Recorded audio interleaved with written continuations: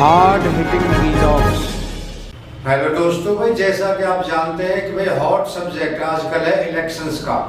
वो उत्तर प्रदेश का इलेक्शन हो, चाहे उत्तराखंड है, पंजाब है, गोवा है या फिर मणिपुर है, हॉट सब्जेक्ट आजकल यही चल रहा है। इसी टॉपिक के ऊपर हमारा ये वीडियो है और हम इस वीडियो में जानेंगे कि भाई जो पहले 2 फेज के चुनाव हो चुके हैं उत्तर प्रदेश में, पहली 58 सीटों पर चुनाव हुआ, इसके बाद 14 फरवरी को चुनाव हुआ सेकंड 55 सीटों पर, और थर्ड फेज का चुनाव जो 20 तारीख को कल है।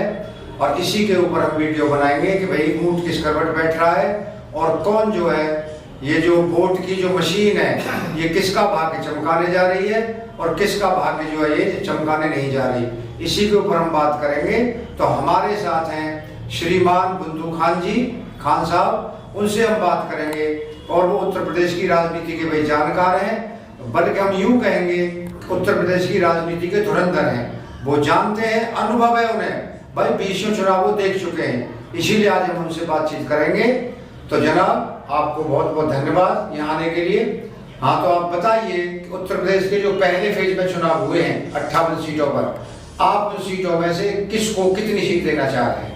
हाँ जी, वो सीट जो 58 सीटों का इलेक्शन हुआ जी, तो उसमें ज्यादातर दावेदार जो हो रहे हैं ये संयुक्त समाजवादी पार्टी हो रही है। हाँ जी, क्योंकि वो उनकी एरिया है और वो अच्छी मेहनत करी है, उसमें वोट ज्यादा है। जो ब्राह्मण लोग बीजेपी से टचिंग थे पहले 17 में या और उससे पहले, तो वे अब थोड़े से कट चुके हैं।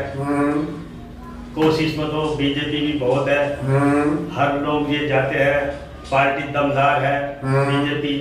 ये जितने भी हैं मुख्यमंत्री क्या और संतरी मंत्री सब इलेक्शन में दिलचस्पी से अपना अपना मेहनत करते हैं, लेकिन ऐसा अब के साथ नहीं है, बदलाव की ज्यादा नीति है। तो आप ये कहना चाह रहे हैं कि अब के जो वोट है ब्राह्मण वोट है वो पीछे की तरफ नहीं जा रहा है और वो बट रहा है वोट?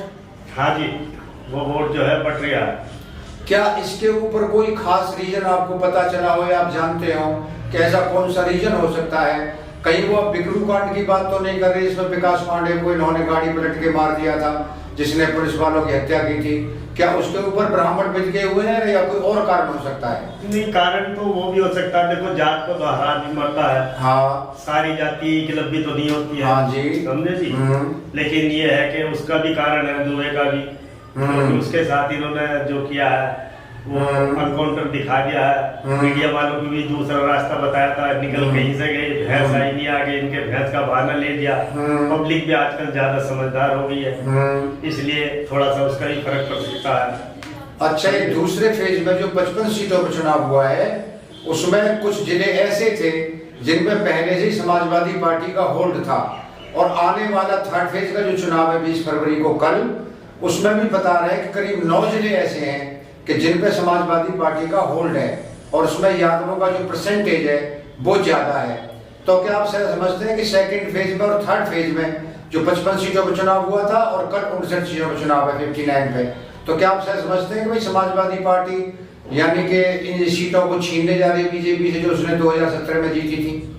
हाँ, कोशिश तो पूरी है जी। और पहले जो इनका हिसाब किताब था इसका समाजवादी पार्टी का, तो आपस में घरेलू के चक्कर में ये कट फट गए थे।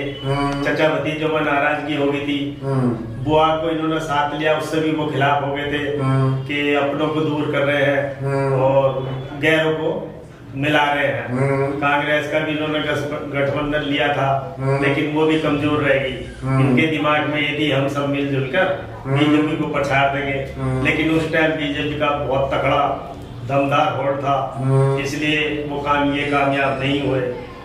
तो जो अब ये इलेक्शन होने वाला है ये 59 सीटों का कल 20 तारीख को, इसमें भी बहुत दावेदार हो रहे हैं। जो कि बीजेपी कहती है कि हम दावेदार होंगे, उनको एक और 2-3 दिन से एक समाचार मिल गया है जो अहमदाबाद या गुजरात वगैरह कह लो, उसमें जो कांड हुआ था, आतंकवादियों ने जो मार गिराने की कोशिश करी थी, इसमें नरेंद्र मोदी जी का भी नाम था, अमित शाह का भी नाम था, योगी और बहुत सभी तरह के नाम थे। कई इमारतों का भी नाम था, तो अब वो इनको पॉइंट मिल गया है। उनको जो है 38 आदमियों को फांसी का ऑर्डर हो गया है, बाकी रिहा हो गए हैं, किसी को सजा हो गई है। अब ये जो हमारे योगी जी हैं, ये अब ये कल से ये प्रचार कर रहे हैं कि समाजवादी पार्टी के इनमें आदमी थे, ये भी आतंकवादी है, इन्होंने ऐसा करके और इनको कांड कराने की कोशिश करी थी, हमला कराने की कोशिश करी थी। अब ये इनको थोड़ा सा पॉइंट मिल गया है। इसमें थोड़े बहुत आदमी जो है रद्दोबदल समझदार हो सकते हैं, लेकिन उम्मीद नहीं लग रही, क्योंकि ये इलाका अभी मुलायम सिंह का है। तो क्या आप ऐसा समझ, अच्छा एक बिंदु और हम उठाना चाहेंगे इसमें कि ये जो 300 यूनिट फ्री बिजली का वायदा किया है समाजवादी पार्टी ने, और किसानों को सिंचाई के लिए जो फ्री बिजली का वायदा किया है, क्या आप जानते हैं या समझते हैं आप ऐसा कि इससे समाजवादी पार्टी को इन इलेक्शंस में कोई फायदा होने जा रहा है? देखो जी, बिजली के बारे में तो किसानों को पहले भी कांग्रेस के जमाने में फ्री था, जितनी मर्जी फूक लो। उस टाइम तो बिजली की थोड़ी सी कमजोरी भी थी। इस टाइम तो सारे भारत में हमारे बहुत अच्छा बिजली का काम कर रखा है। ये जितने भी प्रोजेक्ट थे ये पिछले बेशक हो, लेकिन कंट्रोल इन्होंने किया है, बीजेपी वालों ने इस पर कंट्रोल किया है। मशीनरी भी इन्होंने बदलवा दी है, समझे जी। तो इसलिए इस पर मेरे दिमाग में तो कोई फर्क पड़ेगा नहीं। क्यों? अच्छा, योगी का एक जो बीजेपी है वो दावा कर रही है जैसे कि फ्री घर दिए भाई उनको, गरीबों को बनवा करके, उज्ज्वला योजना के अंतर्गत गैस सिलेंडर दिए हैं। कह रहे हैं कि भाई करीब 1 करोड़ 41 लाख खानदान ऐसे थे उत्तर प्रदेश में कि जिनके घर में बिजली नहीं पहुंची थी, तो वो ये दावा कर रहे हैं कि भाई हमने उनके घर में बिजली पहुंचाई है। और कुछ और योजनाएं जैसे विधवा पेंशन है, या कि जिस तरह से और दूसरी योजनाएं चल रही है, और विकास के कुछ काम है, जैसे कह रहे हैं हमने हाईवे बनवाए हैं, सड़कें ऐसी बनी हुई है। कुछ लोग कहते हैं कि उत्तर प्रदेश में हाँ भाई विकास हुआ है। तो क्या आप समझते हैं कि भाई इस विकास के दावे के ऊपर या सांप्रदायिक राजनीति से वोटों का ध्रुवीकरण करके कौन कौन सी चीजें अपनाई जा रही है, दोनों चीजों को बीजेपी साथ लेके जा रही है, और उससे बीजेपी को कोई फायदा होने वाला है? ऐसा तो देखो जी, इन लोगों ने सिलेंडर भी बांटे हैं, लेकिन हमारी जो कुछ यूपी की एरिया है, जैसे कि मुरादाबाद, लखनऊ, यहाँ तक तो अच्छी खुशहाली है। उससे आगे चलते हैं मैनपुरी है और आजमगढ़ है, और भी बहुत से ऐसे जिले हैं, उन पर अब भी भुखमरी है, पहले भी भुखमरी थी, क्योंकि उन लोगों के पास जमीनें तो बहुत है, लेकिन पैदावार करने का कोई साधन नहीं है, उधर कमजोरी ज्यादा है। रही बात सिलेंडरों की, सिलेंडर दे दी है इन्होंने। वो लोग ये कहते हैं कि इससे तो हम अगर 1000 रुपए की लकड़ी ले तो वो 1 महीना चला देंगे, और 1000 रुपए के सिलेंडर से हमारा परिवार नहीं पल सकता। किसी टाइम मान लो सिलेंडर आ गया और हमारे जेब में पैसे नहीं है, तो हम सिलेंडर कैसे उपलब्ध कर लेंगे? और आगे रही मकानों की बात, मकानों की तो मेरे दिमाग में सही नहीं है। इन लोगों ने जो किया है ना, वो लैट्रिन के लिए बहाने इन्होंने पैसे दिए हैं, किसी को पैसे दे दिए, किसी को नहीं मिले। जिनके नेता भाई साहब होते हैं, भाई साहब का मतलब नजदीक होते हैं, या प्रधान या सरपंच वगैरह, तो उन लोगों से टचिंग होने वालों को तो पैसे मिल गए हैं, बाकी और किसी को नहीं मिले। तो क्या इसमें इस तरह का मतलब जो सिफारिशी काम हुए है? ये बिल्कुल सारे सिफारिशी काम हुए हैं। मेरे परिवार में भी ये विधायक भी हैं, पार्षद भी हैं, समझे जी। चेयरमैन का इलाका है हमारा, चेयरमैन इलेक्शन होते हैं। ये सब दिखावे वाली बात है, जिनके भाई साहब उनको मिल गए। गरीब आदमियों तक ये नहीं पहुंच पाते, यानी गरीब आदमियों तक इन योजनाओं का कोई लाभ नहीं पहुंच पाया है? नहीं पहुंच पाता जी। अच्छा, एक बिंदु और हम उठाएंगे इसमें कि जैसे कहा जा रहा है कि समाजवादी पार्टी यानी कि 2017 में कांग्रेस के साथ पूरा समझौता था उनका पूरे उत्तर प्रदेश में, उसके बावजूद भी समाजवादी, क्योंकि आप जानते हैं कांग्रेस का भी थोड़ा सा वोट बैंक है, चाहे भले ही कांग्रेस पार्टी कोई माने नहीं रखती उत्तर प्रदेश में, क्योंकि उसका जो ग्राफ है परफॉर्मेंस का वो नीचे और नीचे गिरता जा रहा है अगर हम साल दर साल देखते हैं तो। लेकिन फिर भी 2017 में उनका समाजवादी पार्टी का समझौता था इससे, समाजवादी पार्टी से। तो कांग्रेस और समाजवादी पार्टी के समझौता होने के बावजूद भी यानी समाजवादी पार्टी सिर्फ 47 सीटों पर सिमट गई थी। अब के उनका इससे कोई समझौता नहीं है, तो क्या आप समझते हैं कि 2-4% वोटों का समाजवादी पार्टी को समझौता न होने की वजह से कोई नुकसान हो सकता है? नुकसान की तो कोई बात नहीं है, लेकिन पब्लिक ये सोच रही है, एक तो कैंडिडेट को देख नहीं रही है वो, समझे जी। क्योंकि महंगाई इस कदर हो गई है, कमर तोड़ महंगाई हो गई है। हाँ, आम जनता को जो चाहिए तो रोजगार चाहिए, पब्लिक को रोजगार चाहिए, पब्लिक को रसोई का जितने भी सामान होता है खाने पीने का वो सस्ता चाहिए, लेकिन वो उस समाज में उनके गुजारे भी नहीं हो रहे। नौकरी छिन गई है, बहाना कोरोना का है, लेकिन सब पूरे देश का बेड़ा गर्क कर दिया इस बीमारी के बाद में, समझे जी। अच्छा, एक बिंदु और हम उठाना चाहेंगे कि जैसे कि आपने बीमारी का जो किया है, ये बीमारी की जो बात बताई, महामारी फैली है, महामारी से क्या आपको ऐसा लगता है कि योगी सरकार इसका प्रबंध करने में उत्तर प्रदेश में कामयाब रही है या पूरी तरह फेल हुई है? नहीं, इसमें तो वो फेल हो गई है, क्योंकि हम भी जाते आते रहते हैं, जो मतलब बीमार हो गए हैं लोग, वो हॉस्पिटल में जाते हुए घबरा रहे थे, अगर वहां जाता कोई बुखार वाला, खांसी जुकाम वाला है तो पहले से ही चली आ रही है, मौसम चेंजिंग में होती है वैसे भी होती है, उन लोगों को हॉस्पिटल वालों ने नहीं लिया। वो हॉस्पिटल वाले ये कहते थे ऑक्सीजन नहीं है हमारे पास, ऑक्सीजन का अगर आप इंतजाम कर लो तो हम भर्ती करते हैं, हमारे पास बेड नहीं है। बहुत से आदमियों ने ऐसा भी किया कि बेड में तो हम बाहर गेट दो, 4 पहिए हम अपने रिश्तेदारों से ले लेंगे या अपने घर से ले आएंगे, और ऑक्सीजन का इतना लंबा काम हमसे नहीं हो पाएगा। तो बीजेपी की चुनाव में एक रणनीति आ रही है हमारी समझ में, और वो अखबारों से रिपोर्ट भी मिल रही है कि बीजेपी संप्रदाय के नाम पर कुछ ध्रुवीकरण करने की कोशिश कर रही है, जैसा कि समाजवादी पार्टी भी ध्रुवीकरण की कोशिश में है, जैसे कि कई ऐसे बयान आए हैं अखिलेश यादव के, उसी तरह योगी के भी कई बयान आए हैं कि कहीं ये सांप्रदायिक धरातल पर वोटों के ध्रुवीकरण की कोशिश तो नहीं है?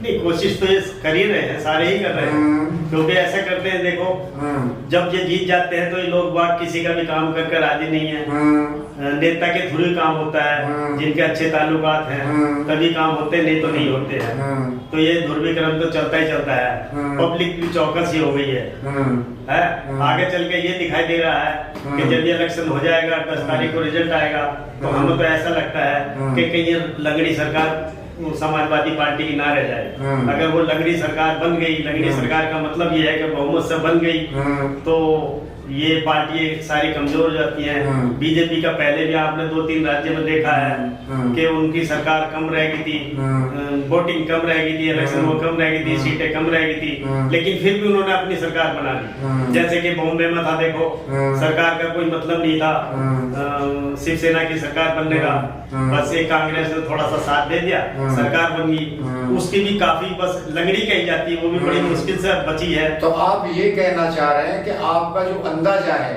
या आपका जो थोड़ा सा मतलब अनुमान है इन चुनावों के ऊपर, ऐसा लगता है आपको कि शायद है कि हंग असेंबली यानी कि त्रिशंकु विधानसभा आने की उम्मीद है, और जो बहुमत का आंकड़ा है, जो जादुई आंकड़ा है, वो है 202 सीटों का।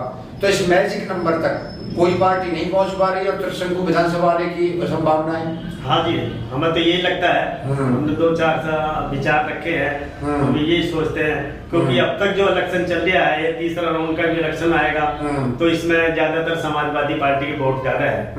वो इसलिए है कि ये सारी एरिया है मिला जुला है, आगे चल के जैसे कि अयोध्या है, वाराणसी है और कुछ है, वहाँ चल के ये फेल हो जाएंगे। तो तीसरे चरण के बाद, ये तीसरा चरण जो हो रहा है, उसके बाद 2 इलाके बचते हैं मेन तौर से, बुंदेलखंड का इलाका कुछ रह जाएगा और रह जाएगा आपका अवध का इलाका और पूर्वांचल का इलाका, जिसमें बहुत सारी सीटें हैं चुनाव के लिए। वहां पर समाजवादी पार्टी का शायद है कि इतना अच्छा होल्ड नहीं है। तो आप इस बारे में क्या कहना चाहेंगे कि लास्ट का जो फेज चलेंगे चुनावों के, उसमें समाजवादी पार्टी कहीं पिछड़ तो नहीं सकती है? क्या इस आधार पर आप ये कह रहे हैं कि त्रिशंकु विधानसभा आ सकती है और किसी भी पार्टी का पूर्ण बहुमत ना मिले? हाँ, उम्मीद तो यही है जी। देखो कि आगे चल के ये अपने भाषण भी बदल देंगे, जात पात का भाषण फिर नहीं रहेगा, फिर वहीं आ जाएगा पुरानी इनकी आदतें कि वो अयोध्या मंदिर बनवा दिया, वो ये मस्जिद करवा दी, वो हमने वो सड़कें बनवा दी। इस बारे में ये आगे चल के इसको कमजोर कर देंगे, समझे जी। तो ये इंटरव्यू खत्म करने से पहले एक आखिरी सवाल और, खान साहब आप बताएं हमें कि आप 403 सीटों में से आप किस पार्टी को कितनी कितनी सीटों का अंदाजा लगा रहे हैं? नहीं, बस ऐसे ही हो सकता है अंदाजा, क्या लगे 30-35 इसको समाजवादी को मिल जाएंगी, इतनी इसको मिल जाएंगी, धीरे धीरे, पक्का आइडिया नहीं है मतलब आंकड़ों का। टोटल सीटों में से 403 में से, हाँ, तो 403 में से इनको ज्यादा मिल जाएंगी, 220-200 समाजवादी पार्टी को, आगे के कमजोर हो जाएंगी मिलजुल, तो बीजेपी अपनी सरकार बनाने की कोशिश करेगी, क्योंकि बीजेपी के भी कैंडिडेट करके उधर मुलायम सिंह पार्टी में चले गए हैं। वो उनको भी वापसी आ जाएगी, लालच में आई जाते हैं लोग, बाग ये कट जाते हैं। ये लोग ऐसे होते हैं, ये अपने लोग लालच होते हैं, पद के चक्कर में कट जाते हैं, समझे जी। तो अगर त्रिशंकु विधानसभा आती है तो क्या आपको ऐसा लगता है कि सरकार बनाने का खेल तब भी जारी रहेगा चुनावों के बाद भी? हाँ जी, हो सकता है ऐसा, क्योंकि अब एक पॉइंट और आ गया ना। हाँ। ये अभी 2-3 दिन से राम रहीम बंद थे, उसमें कांग्रेस बदनाम थी। इन लोगों ने अपना, ये होती है चाल, सभी की होती है, गुपचुप चाल होती है कि वो बाहर आ गए हैं और बीजेपी की तरफ से उनके जो कार्यकर्ता हैं वो समाजवादी पार्टी के खिलाफ वो चला रहे हैं। हाँ तो भाई दोस्तों, आप देख रहे हैं कि हमने इंटरव्यू लिया और हमने पता किया कि भाई कौन पार्टी कितने पानी में है और कौन पार्टी जो सरकार बनाने जा रही है। दोस्तों, अगर आपको वीडियो पसंद आया हो तो आप चैनल को सब्सक्राइब करें, वीडियो को लाइक करें, ज्यादा से ज्यादा शेयर करें। आपका बहुत बहुत धन्यवाद। Thank you very much.